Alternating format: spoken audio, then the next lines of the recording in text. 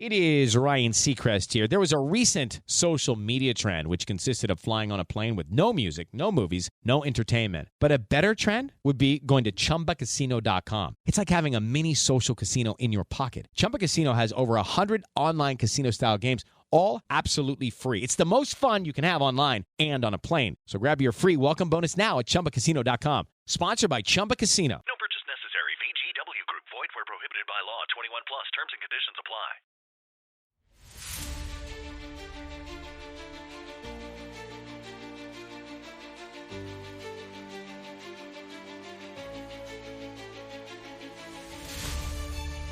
Hello, and welcome to This Week Explained, the podcast that cuts through the noise to help you understand the complexities of our ever-changing world. I'm Tiana, and each week my co-host Carvin and I break down the biggest global events and what they mean for you. This week, however, we are only going to be diving into the wars in Ukraine and the Middle East because a lot has changed with the new Trump administration. So, let's jump right in.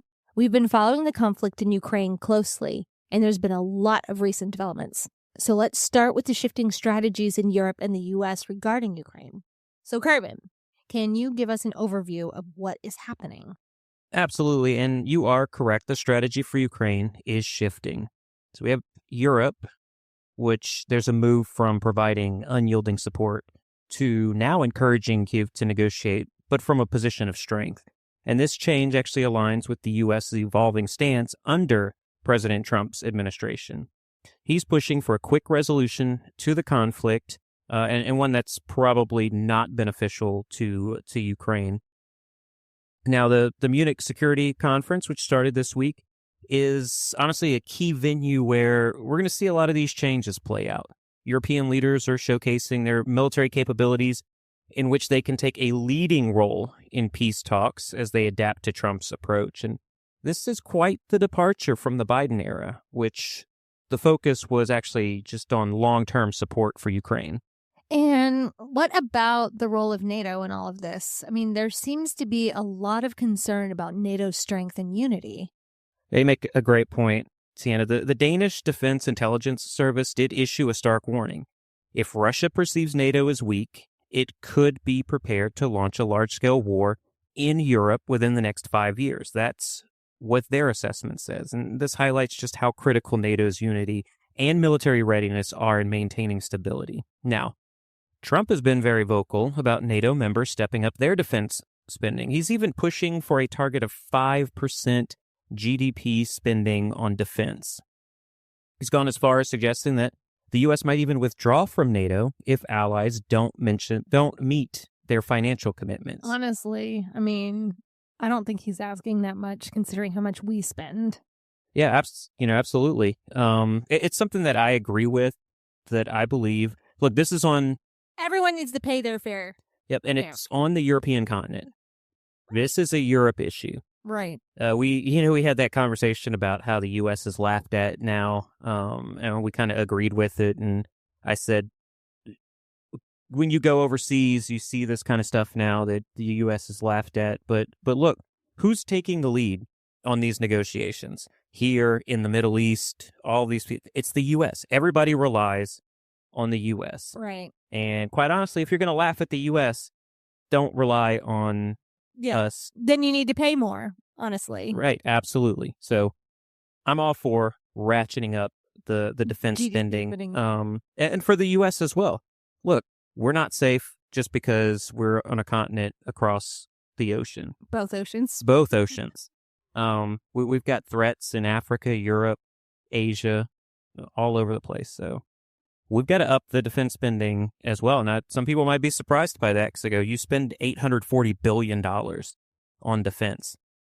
And Secretary of Defense Pete Hegseth just said, we are so far behind, it's going to take 7 years to match the Navy of the Russian Federation. Right. So we're behind. Yeah. You've got to spend it, but you've also got to spend it on the right things. I think that's what his point was. Spending it on the right avenues.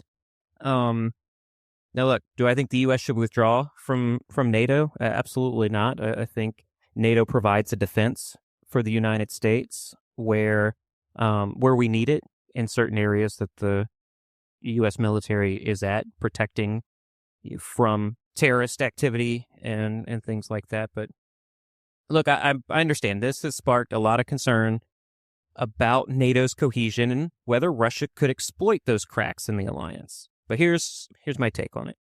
A strong NATO, where every member nation increases its defense spending and stops relying so heavily on the United States to shoulder the burden, would be a far more effective deterrent to Russian aggression. It's not just about keeping this war in this frozen stalemate in Ukraine. It's about showing strength and unity that makes any further escalation unthinkable for Putin. I want to get into the Minsk II agreement. On paper, it was supposed to bring peace to the conflict in Ukraine, but in reality, it seems to have done the exact opposite. Instead of resolving tensions, it allowed Russia to continue its aggression under the guise of diplomacy. So many experts argue that it was a deeply flawed deal from the start. So can you explain why it failed and what made it so ineffective? Yeah, look, Minsk II was fundamentally weak because it demanded almost nothing from Russia while placing the entire burden of compliance on Ukraine. Now, people are going to say that's kind of looks like what's happening now with the peace deal that Trump's putting up. And we have to read the whole deal in order to figure that out. But as far as Minsk II is concerned, the imbalance that was there gave the Kremlin a strategic advantage. It allowed it to regroup and prepare for a larger conflict. Now, that deal lacked enforcement mechanisms, so Russia faced, honestly, no real consequences for violating ceasefires or for continuing its aggression in 2022. Ultimately, this agreement gave Putin time and space to pursue his ambitions, reinforced his belief that, you know what, Ukraine can be controlled through coercion. Can you let our listeners know who it was that put Minsk II on the table as a possible...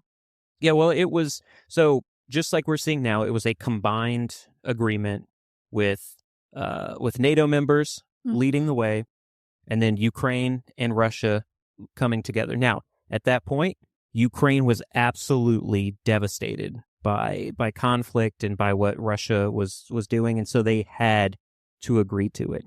I think Ukraine is coming to the table in a better way.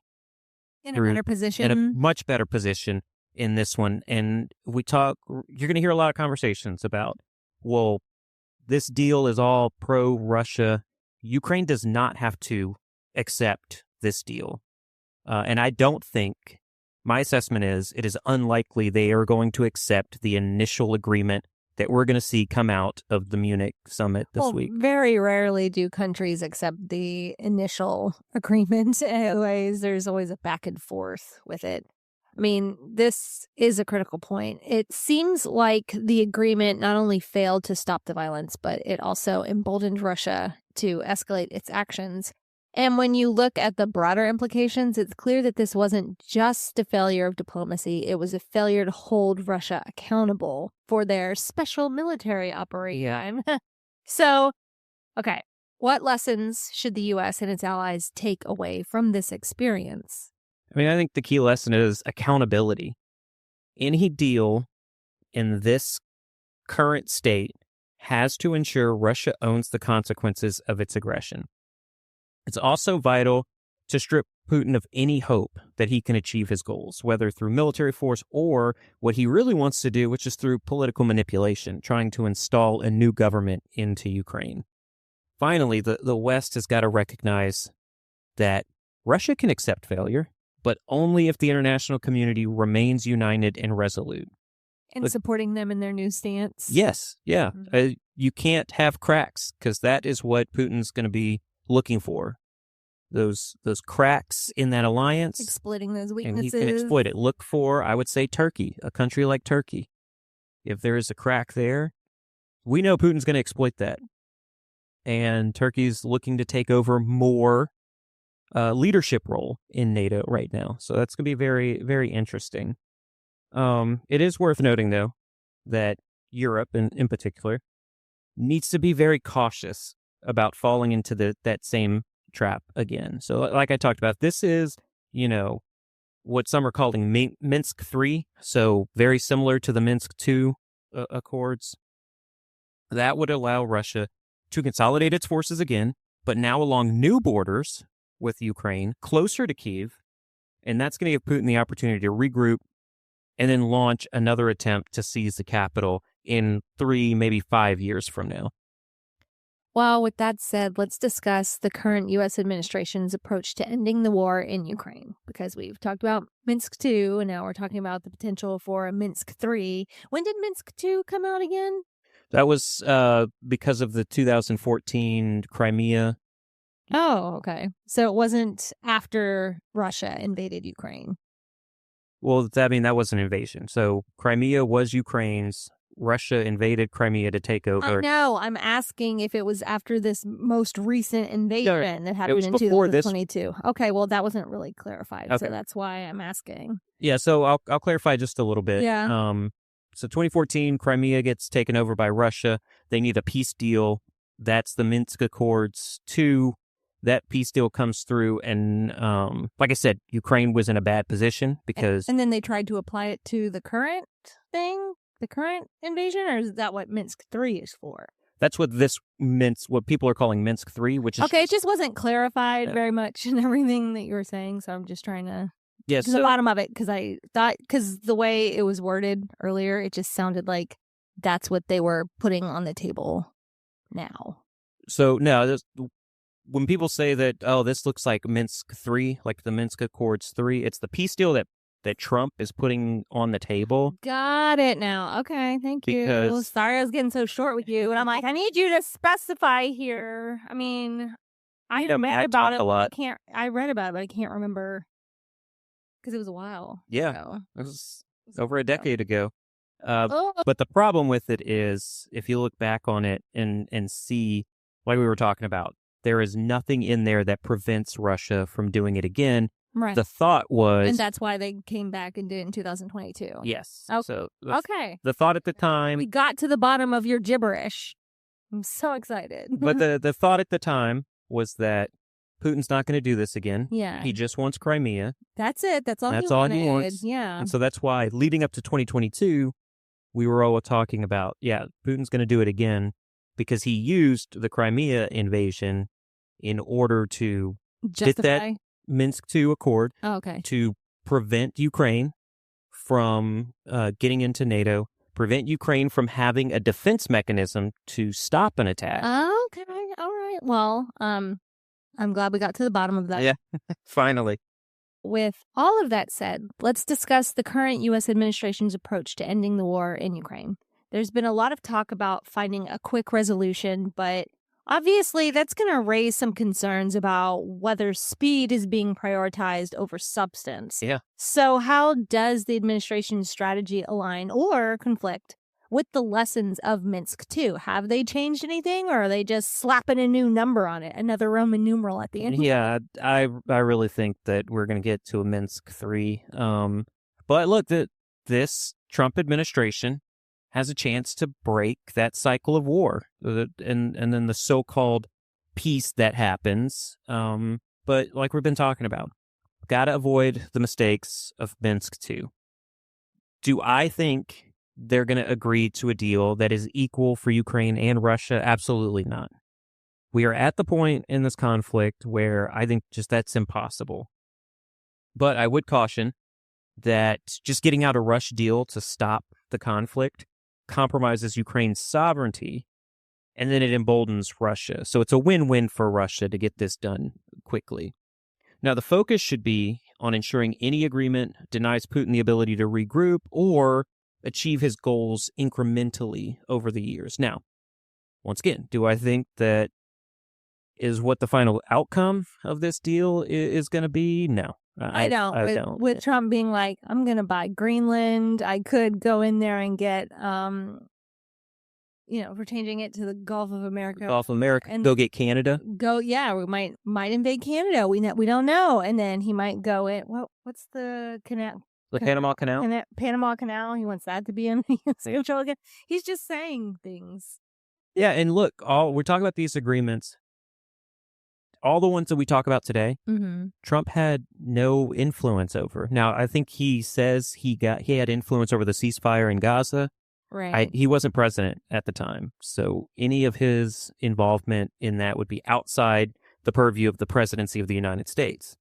So this is his chance to art of the deal, get everybody to buy his book because he does the greatest deal you've ever seen the world ever do. Mm-hmm. He has that chance to do that here. Once again, do I think that's what's going to happen? No. Absolutely not. But I want to talk about this because I wanted to put it out there in the ether when this episode comes out, and then 3 to 5 years from now, when there's a global conflict, because Putin can't help himself, at least we can come back to this conversation and go, see, let's not do Minsk 4, guys. So that's just me rambling a little bit. But. No, I get it a lot. Since you keep bringing up 3 to 5 years for another invasion of Ukraine, or more likely a global conflict, which, I mean, obviously you've sent me several articles this week alone about how analysts are... It's not just me, right? Yeah, they're ramping up the possibility that we will be in a world conflict in the next few years. So that was really fun for you to send me all those. Yeah, it's fun for me. It's not fun for me, guys. It really isn't. So, okay, what is the potential for a direct Russia-NATO conflict, and how real is that threat? But I guess if it wouldn't be just Russia-NATO, it'd be Russia, China, Iran, and NATO. Yeah, that's really what we're looking at from an analytical position. If you've got a conflict in the Indo-Pacific, you've got Iran feeling more and more isolated, so they ramp up in the Middle East, and then you have Putin being more emboldened to go even further. But also, they're all on the same team there. And yeah, that's what. Yeah. Yeah. Okay. I thought you were just implying there were going to be just 3 separate conflicts dotting, kind of like what's going on right now. Right now with the two. Yeah. No. So that is, the way I see that is, think of World War II and how there was a global conflict with Germany invading Poland, and then you've got Japan being aggressive on the Pacific, and then there was on the African continent, in the Middle East, there were conflicts going on, and they all looked on the surface like different conflicts, but there was an Axis and an Allies, right? And the Axis were an allied group of what we would say evil dictators that decided separately or decided together to go in separate locations and invade and be aggressive, and that's go after their own. Right. They had their own agendas in those places, their own agendas, own ambitions, and while they all were allied, they worked separately to do those things. This is how I am seeing this future conflict, a third world war that could happen. Each of the 3 that we talked about, Iran, Russia, and China, work separately or war separately, but they're allied together to help each other out militarily. Yeah. So you asked, how real is the threat? And we're talking about it. It's very, very real. And that goes back to if Russia sees NATO as weak. And I just want to go back to why I believe increased defense spending for Europe is so important. If they don't do that and they are perceived as weak, not the United States. The United States could ramp up defense spending all at once. NATO can still look weak, and it's going to lead to a large-scale conflict in Europe. Now, Europe needs to start improving its defense posture today to deter Russian aggression and prevent this conflict. Look, it's not me saying it. The Danish Defense Intelligence Services that I talked about before, their report, that highlights this exact same need for NATO. I mean, it ought to tell you, like, the state of things, the fact that Sweden is making moves and they haven't, and Finland. Yeah, all the Scandinavian countries, all the countries that are customarily neutral, they are all starting to make moves. Yeah. And that just ought to clue you in right there. They're not messing around anymore. They know they can't remain neutral. You can't sit on the fence on this one. You have to be proactive and, take care of your people. You're absolutely right. So let's go a little deeper into the implications of a potential large-scale conflict here. What would that mean for Europe and, the entire global community? Yeah, look, take it from me. War is hell. a large-scale conflict is going to be devastating. It's not just for Europe, but I'm glad you brought that up, the global community.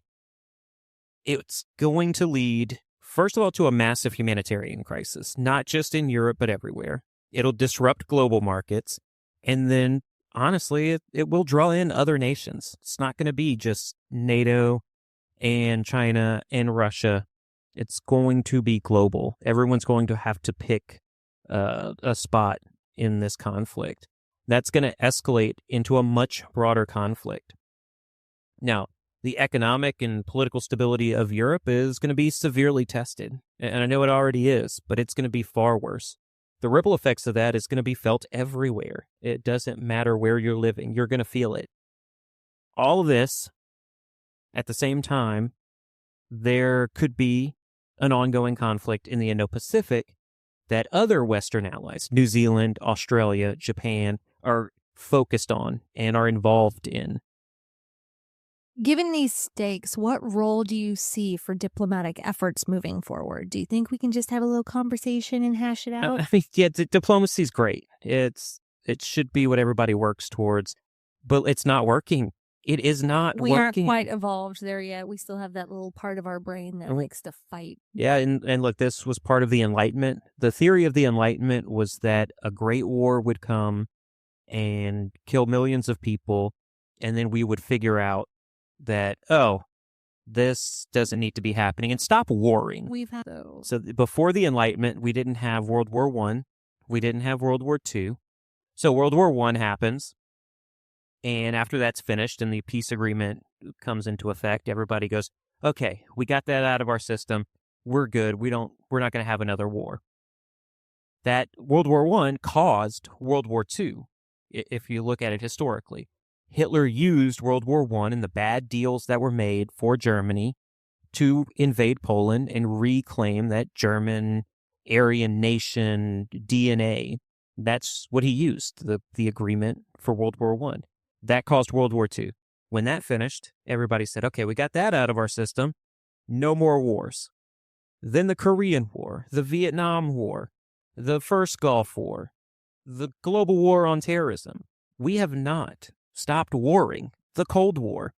We can't. For some reason, humans have decided war is hell, but we love it. Yeah. For some reason.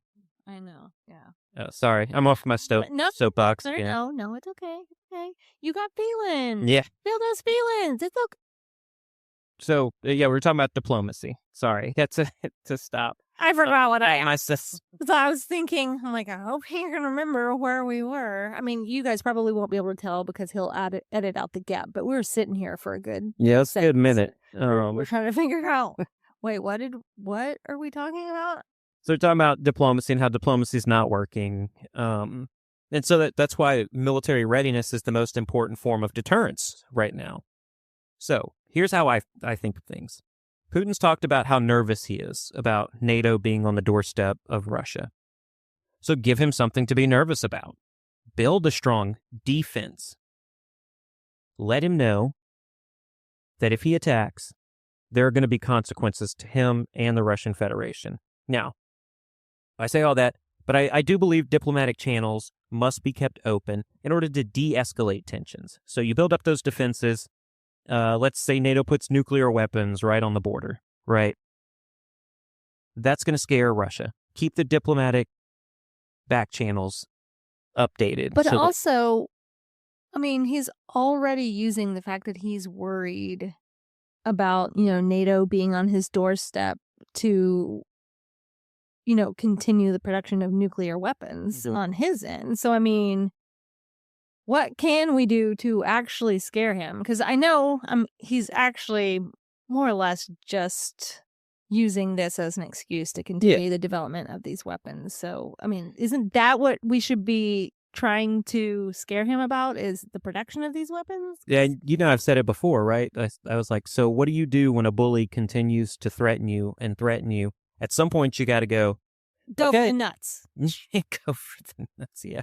You have to, but at some point, you have to call them on their bluff and say, look, I'm ready. But what if he's not bluffing? And what if That's why you need that great defense posture to protect the people in your countries from something like that. Like, yes, the use of nuclear weapons is the scariest thing that anyone can think of. So scary. So, and he'd be safe because, like all the governments, they have those nice little deep bunkers underneath. The one China's building up. A huge one. Oh my goodness. So you have a defense system that can protect from a nuclear attack, and you call him on his bluff. Nerds, where you at? We do need nerds. We need the smart, and I mean that in it. Yeah, nerd is not a bad term in this household for sure. Oh, we love being. Listen to me. We're nerds, but in different. We're not that smart. We're a different type of nerd. Yeah, we read things, and that's it. So I just think that I can crap on diplomacy a lot, but we still need to have it there. We need to still be engaging with Russia in meaningful dialogue, not just saying... Yeah, don't cut them off. Right. Because then you're right, you have those channels open so you can kind of suss out where they, are standing. And if, if they become like North Korea and kind of cut off all interactions outside of their own country, that would, kind of go dark. Mm-hmm. That would be more dangerous and scarier, honestly. You don't know where their head's at. Yep. And so that is part of like the U.S. defense posture, right? U.S. defense posture is a lot of support from the intelligence community in providing information on a country like North Korea. Well, when you don't have access anywhere in North Korea and it goes completely dark, you are absolutely correct. That is scary. Because now you can't defend against it because you don't know what's going on. You don't know. Yeah. And so it takes, instead of, hey, before this happens, we're already engaged in a defense posture. If you're having to wait minutes or hours or days to get into that defense posture, that is a scary thought. So that's why we should keep diplomacy, especially in Europe. But you also have to keep a united front, because if there are any cracks, like we talked about, that's going to be picked at. And then you also have to offer viable solutions. I think Ukraine's sovereignty should still be respected, and there have to be viable solutions for the Ukrainians to protect against another invasion. Well, before we wrap up discussing the war in Ukraine, Kervin, what should listeners keep an eye on in the coming months regarding this particular conflict? Yeah, look, Alex, is what I've been saying for a couple weeks now. Pay close attention to the details of the peace deal. The actual written out details, not just what the media is putting out or what Russia or Ukraine are putting out. And then also understand that this is just the first draft in what's going to undoubtedly be a long and complex negotiation process. So you read what's on paper now, that's unlikely to be the final agreement. The language to that and the terms in the initial draft, that's going to give us a sense of the priorities and concessions being floated about. But the real story is going to unfold in the reactions from both Russia and Ukraine. Not their public statement, but how they initially react to it. Now, for me, Russia holds significant leverage in this conflict. So any strong or outspoken responses from Moscow is going to be especially telling for me. If the Kremlin pushes back hard against certain provisions, that's going to signal the kind of things that they're unwilling to compromise on. Or you can go conversely to that, what they're trying to manipulate to their advantage. Now, Ukraine's reaction is going to be critical as well. They'll need to balance their desire for peace with the risk of agreeing to terms that could undermine their sovereignty or security. Ultimately, this is just the beginning of what I think is going to be a drawn-out process, but the tone and substance of these early negotiations are going to set the stage for what's to come. Now, keep an eye on how both sides position themselves publicly and what that reveals about their long-term strategies. Well, these next few months are going to tell us a lot about the future of Ukraine, and quite honestly, Europe as a whole. We'll have to keep a close eye on how this develops. Up next, we're shifting our focus to the conflict in the Middle East. But before we dive in, we need to take a quick break for a message from our sponsors. Stay with us. We'll be right back. Hey, it's Ryan Seacrest. Life comes at you fast, which is why it's important to find some time to relax. A little you time. Enter Chumba Casino. With no download required, you can jump on anytime, anywhere for the chance to redeem some serious prizes. So treat yourself with Chumba Casino and play over 100 online casino-style games, all for free. Go to ChumbaCasino.com to collect your free welcome bonus. Sponsored by Chumba Casino. No purchase necessary. VGW Group. Void where prohibited by law. 21 plus. Terms and conditions apply. Welcome back, listeners. As we hinted earlier, we are going to get into the latest developments in the Middle East, particularly the fragile ceasefire between Israel and Hamas. Recently, President Trump issued a strong ultimatum to Hamas demanding the release of all hostages by noon this Saturday. So, Kervin, what are the implications of this demand? Do you think he's got enough pull with Hamas to demand such thing? No. Does he have enough pull with Hamas? Absolutely not. But does he have enough pull with Benjamin Netanyahu and the right wing of Israeli government? But it's Hamas that he's trying to get to capitulate to this demand. So it's Hamas. Like, do you think they'll listen just because he's like, you guys better do this by Saturday? Yeah. So, honestly, the reason I brought up Israel is because Trump says if that doesn't happen on Saturday, he's going to set them loose. He's setting Israel loose, and the IDF can go scorched earth again on the civilians too. Well, yeah, I mean that's all part of this process, and that's why I think this is going to escalate the situation. Now, Hamas has come out just now. I'm not reading breaking news here, but They put a statement out after this statement from Trump and said they're going to continue what they agreed to in the ceasefire. Go back to how Trump said he masterminded this ceasefire that, oh, by the way, Israelis were not very happy with because of how much capitulation to Hamas was in the ceasefire.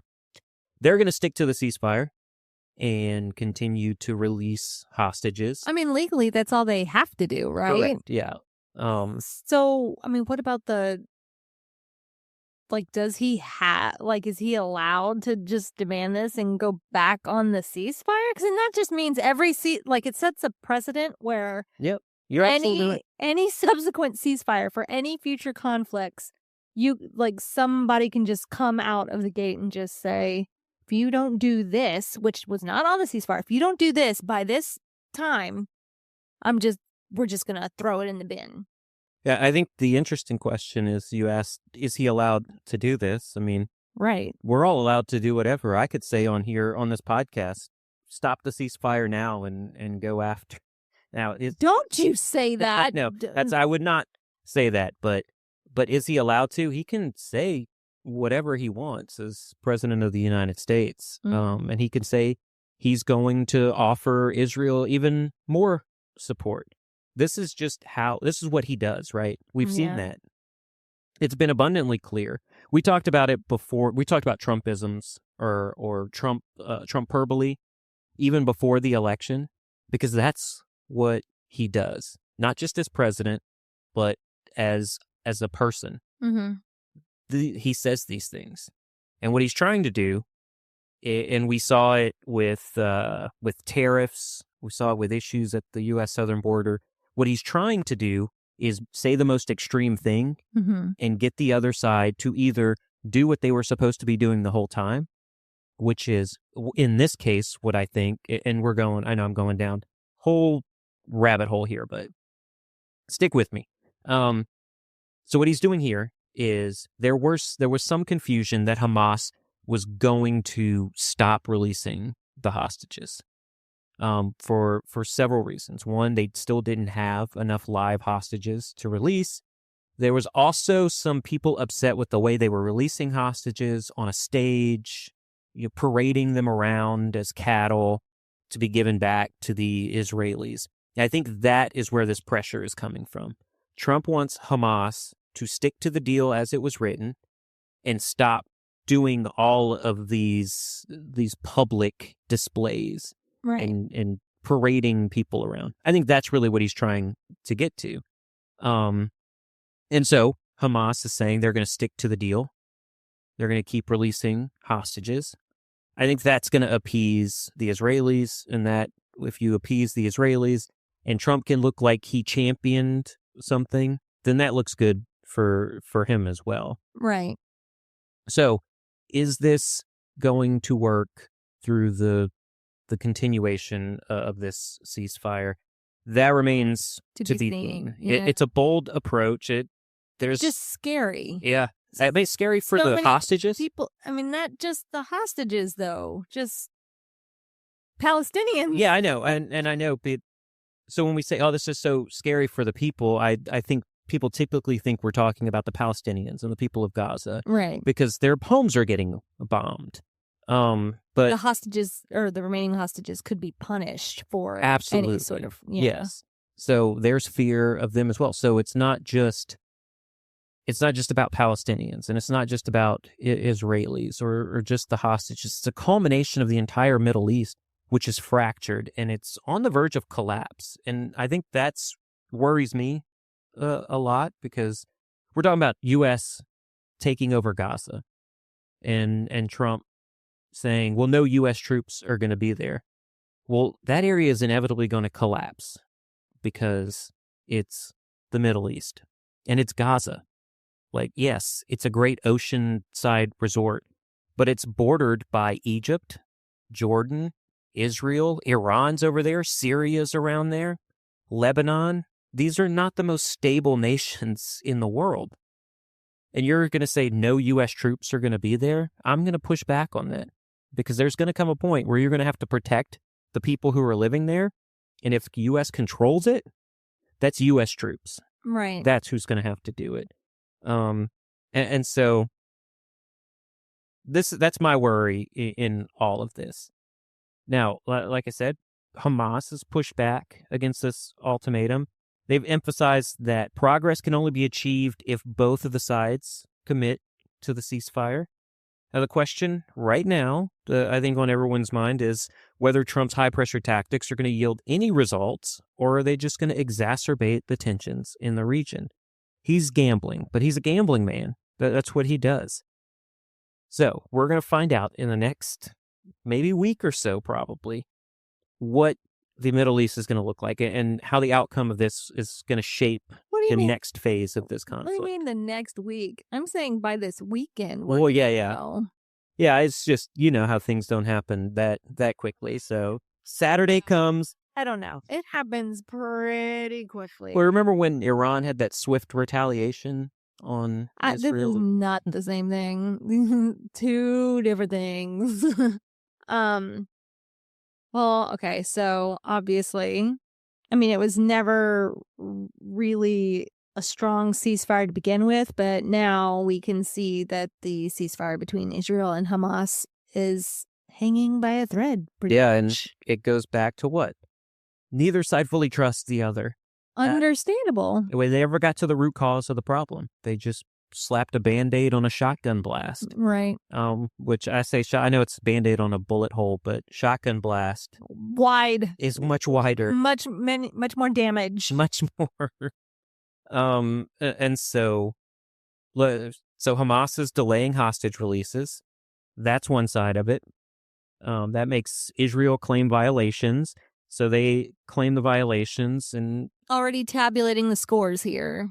Yeah. And so then they make an attack because they said, well, you didn't agree to the ceasefire, so we don't have to. And it's this tit for tat. Yeah. Goes back and forth. But like you said, they don't trust each other. Right. They didn't get to the root cause. And so you add to all of that, President Trump's ultimatum for Hamas to release all the hostages by Saturday. We've got pressure mounting. Right now, Israel is preparing for the possibility of renewed fighting, and Hamas is bracing for that retaliation. So we have another one of these powder keg scenarios happening. We both have mentioned trust, or the lack of it. So what's the strategic importance of keeping this ceasefire intact, especially for Israel? Why not just resume military operations now if they feel like it's been walked back on? I think that's an excellent question. I think that's what people are asking right now. And look, for Israel, the ceasefire is a complex dilemma. Some people would say they already went back on it. Right. because I know they weren't doing anything in Gaza, but they were doing everything in the West Bank. Right. So which we mentioned that last week. So yep, you're absolutely right. Why hasn't Hamas done more then?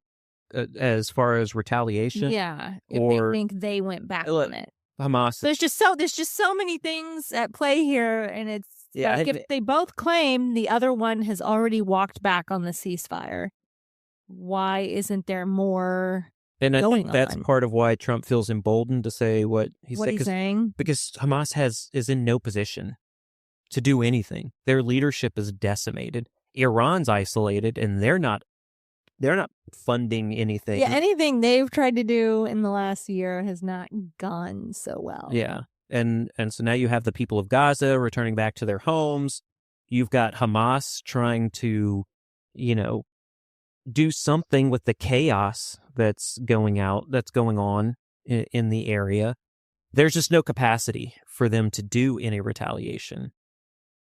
Now, Israel's fear is that Hamas is going to regroup, because while they don't have a position to do retaliation now, 2 years from now, another October 7th can happen. And they do have a lot of angry people from that area, which is something we also discussed last week. How do you create insurgents? You kill one. Yeah, you fill the ranks with people who already have an issue with what's happened. Yep. Which I don't blame them for having an issue, but obviously I don't condone any violence of that sort. Absolutely not. I mean, we're sitting here also from the comfort of our own home, but we don't condone. That's what I mean. Obviously, I don't know what I would do in their situation. That's another thing. I'm gonna say that I do not know how I would react in that situation that the Palestinians were in, who were just minding their own business, right? And their entire families just wiped off the planet. Their city's gone. Their home is gone. I would probably become. And we also can't say what we would do if one of our children were kidnapped by a terrorist organization and held hostage. Right. We've seen Taken. Yeah. And we agree with Liam Neeson. Yeah, we would be. Go scorched earth. I don't care if the French ambassador is sitting at the table with his family. You shoot him to get what you want. You shoot his wife first. Yeah. So. Oh my gosh! Listen to us. We're pacifists, but we're gonna. We are now warmongers. Hey, your kid was just taken. Kill them all. Yeah. Burn it all down. No, I mean, look. I wish I could say, for sure, definitively, I would always take a peaceful stance, but I honestly have no idea what I would do. None. And I'm pretty spicy in my day-to-day life. Driving with me in the car is not safe for anyone. I get really, my road rage is, it's a problem sometimes. It is. Well, it's a problem for you, too. You have a road rage problem, too, so it's not on me. But that's just driving on the road. That's DC traffic. Yeah, DC traffic is nuts. But, yeah, I mean, I wish, like I said, I could say for sure that I would be a peaceful in this situation, but I don't know. So we, once again, went off on it. Yeah, I mean, we're talking about Israel's, why is it important, maybe especially for Israel right now? It's all about the sovereignty of Israel and its borders. Right. And we talk about its borders and who actually should control all of this, but look, Gaza wasn't always Gaza. That was as recent as 2006 is when Israel gave Gaza back to the Palestinian people. And I say gave back in the sense because it was theirs first. No, in a historical sense, they admitted, or trying to phrase it in the right way to where we don't get a bunch of emails that say that's not really what happened. So Israel was told by the UN to give Gaza to the Palestinian people. They fought a war. They fought a war in the 70s. They fought a war in the 40s. Israel won all of those wars, and they occupied, quote unquote, occupied due to peace deals and ceasefire deals up until 2006. At that point, they were pressured to give Gaza back to the Palestinians with the stipulation that Israel would still control the water, electricity, and provide for the people of Gaza. Mm-hmm. So they still had control of the area. And then Hamas, who was coming up at the time, agreed they weren't going to do anything to Israel, and they would respect Israel's borders. And none of that happened. None of it. And so Israel's security has always been a key part of this. Right now, Hamas's leverage is all with the hostages. So that is their bargaining chip. And they understand with what Trump is saying, release everybody by Saturday. If they release all of the hostages, Israel, in their thinking, because there's no trust here, Israel is likely going to launch a decisive military campaign aimed at dismantling the group's entire infrastructure. So no matter what they intend. So Hamas is thinking if we release all the hostages, Israel's going to come and decimate us anyways, Yes. regardless of what happens. So it's the chicken or the egg, right? Yeah. So you don't release all the hostages. Well, I get their fear. I understand. Like, Israel does not play when it comes to their sovereignty and their security. Yeah.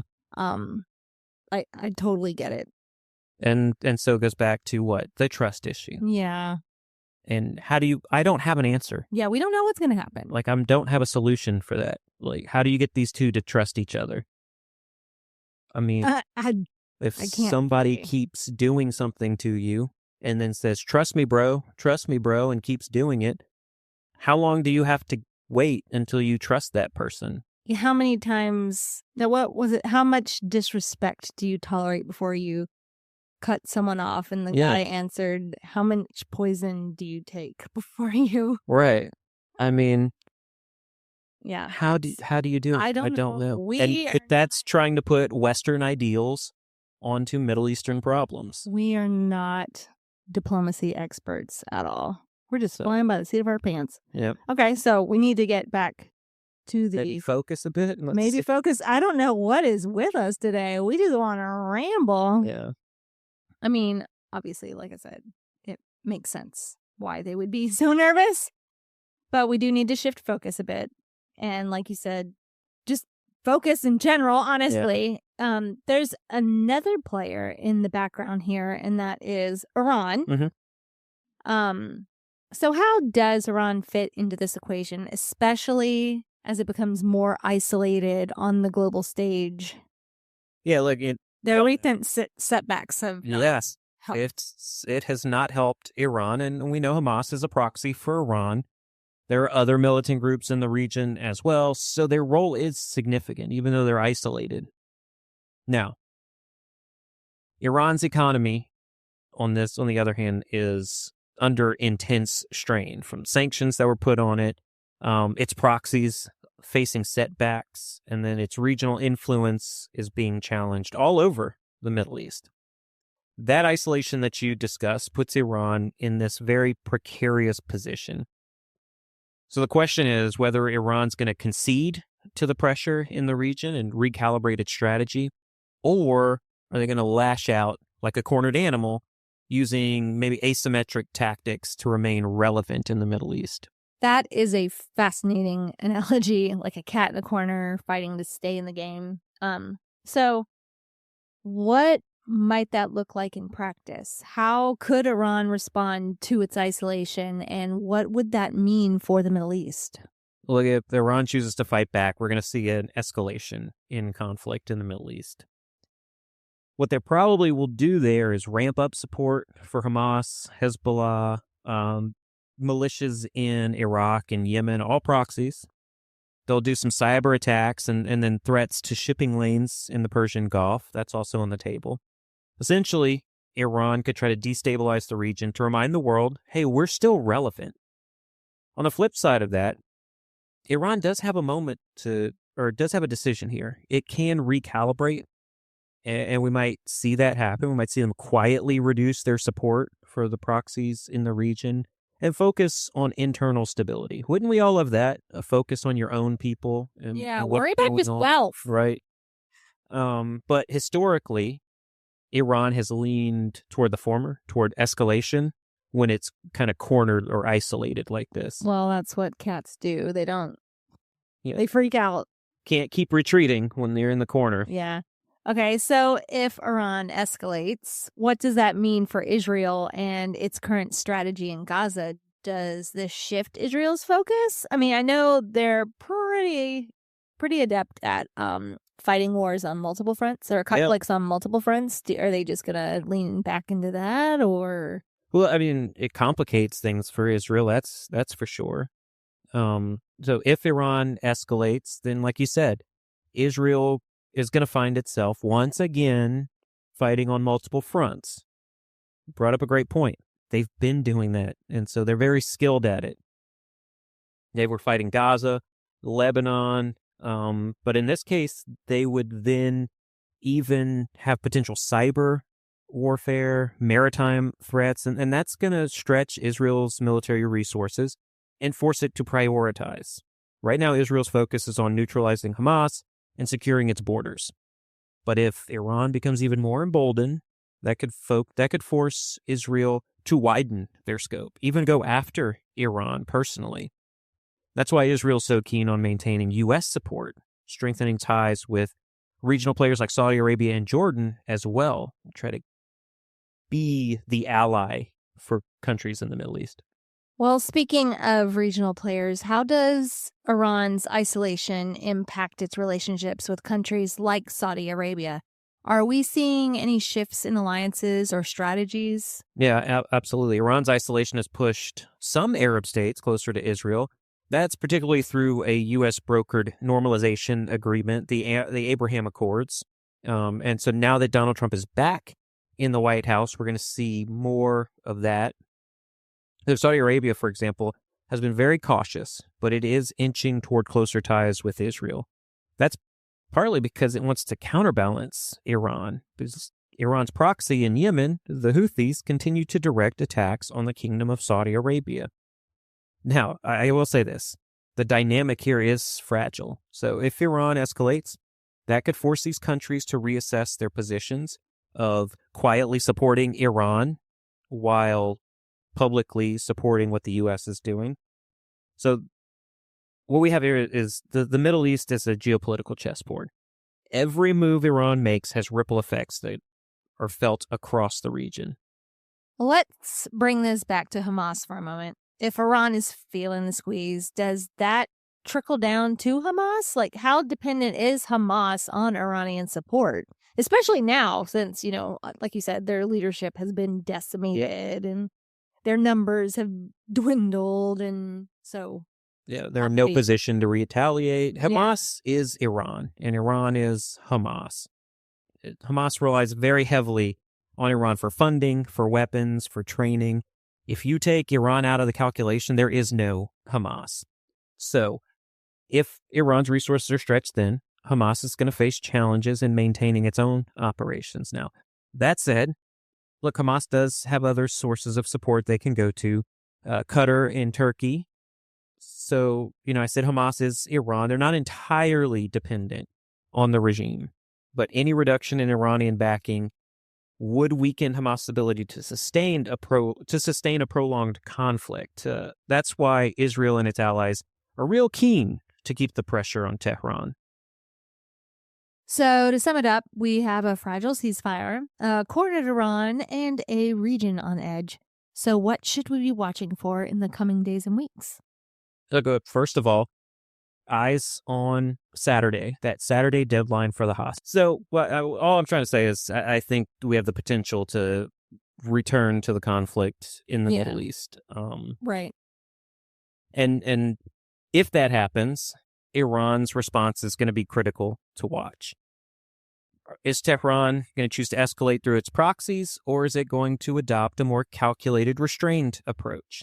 And now, this is why I think it's important to focus on Iran. How they react in this moment could offer valuable insight into how the regime perceives its own future, whether that's doubling down on its regional ambitions, or what I think we'd all like to see is a recalibration in the face of growing isolation. Maybe turn 180 degrees and do something different, do something for your people. The Middle East right now is at a pivotal moment. I think the decisions made in the coming weeks, not just this Saturday, won't just shape the immediate crisis, but could set the tone for the region's trajectory in the months or even years ahead of this. You've really given us a lot to unpack today. It's clear that the world is standing at a critical crossroads with so many moving pieces that could dramatically shift the global balance of power. What's fascinating, yet daunting, is just how interconnected all of this is. Every decision, every action seems to ripple outward, creating a kind of geopolitical butterfly effect. We didn't even touch on the other looming flashpoints, like the potential conflict in Taiwan, which could further complicate an already fragile global landscape. So, before we wrap up, Kervin, do you have any final thoughts or key takeaways for our listeners? Nope. That is all. I hope you weren't trying to get something profound, because it is daunting. And I think we're done for the day. I think we've rambled enough because we had many side quests. Yeah, today's episode. So that's your title, folks. The side quest. The side quest. Well, thank you so much for listening to this tiny little independent geopolitical podcast. We hope you found it both informative and engaging.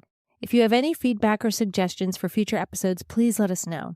And if you want in-depth coverage of these stories and more, follow us on Instagram at Oakland Analytics. Tiana, thank you so much. And until next week, stay safe out there.